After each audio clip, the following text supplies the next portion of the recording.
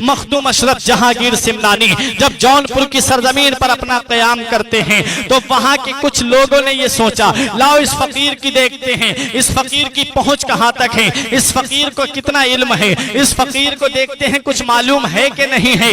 एक जिंदा शख्स को चारपाई पर लिटा करके लाए और लाने के बाद में कहा, हुजूर इसकी नमाज जनाजा पढ़ा दीजिए। मखदूम अशरफ जहांगीर सिमनानी ने निगाह विलायत से देख लिया और हदीस पाक भी है, मदीने वाले मुस्तफा इरशाद फरमाते हैं, इत्तकू बिफिरासतिल मुमिने फइन्नहु यंजुरु बिनूरिल्लाह, कि मोमिन की फिरासत बातिनी से बचो, बेशक वो अल्लाह के नूर से देखता है। और हजरत मखदूम अशरफ जहांगीर सिमनानी तो अली की आल हैं, उसके बेटे हैं जिसे बाबो मदीनतिल इल्म कहा जाता है, उसके लाडले हैं जिनके वालिद के बारे में नबी ने फरमाया, मैं इल्म का शहर हूं और अली उसका दरवाजा है। उसके लाडले हैं सैयद मखदूम अशरफ जहांगीर सिमनानी वहां खड़े हुए हैं। आपसे जब उन लोगों ने कहा, हुजूर इसकी नमाज जनाजा पढ़ा दीजिए, इरादा ये था कि ये जिंदा है, जब ये नमाज जनाजा पढ़ाने के लिए खड़े होंगे तब ये शख्स उठ जाएगा, हम इस फकीर का मजाक उड़ाएंगे,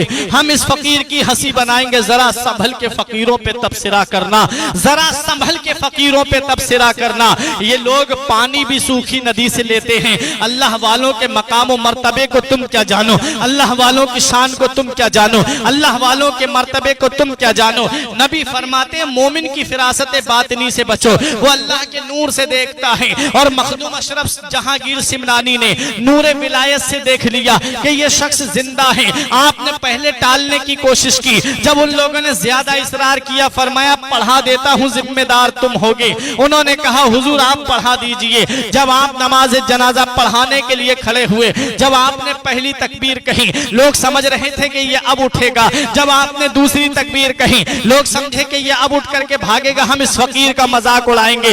आपने जब तीसरी तकबीर कही, लोगों ने सोचा अब उठ करके भागेगा। जब आपने चौथी तकबीर कह के सलाम फेरा, वो शख्स नहीं उठता है। लोगों ने जब कपड़ा हटा करके देखा तो अब उसकी रूह उसके बदन में नहीं थी, बल्कि अब वो मुर्दा हो चुका था।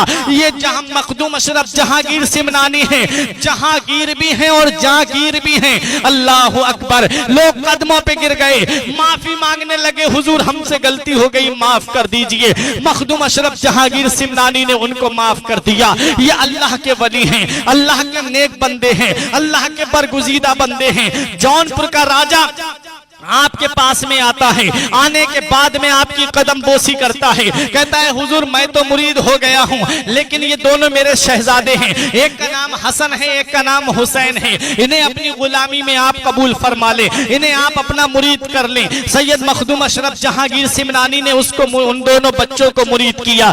मुरीद करने के बाद में राजा कहता है, हुजूर मेरी एक ख्वाहिश है, मेरी एक तमन्ना है कि आप मेरी सल्तनत में रह जाएं, आप मेरी हुकूमत में रह जाएं, आप जहां भी ठहरे मेरी हुकूमत हो। हजरत गिरामी मखदूम अशरफ जहांगीर सिमनानी ने फरमाया, ठीक है मैं तेरी ही सल्तनत में ठहरूंगा।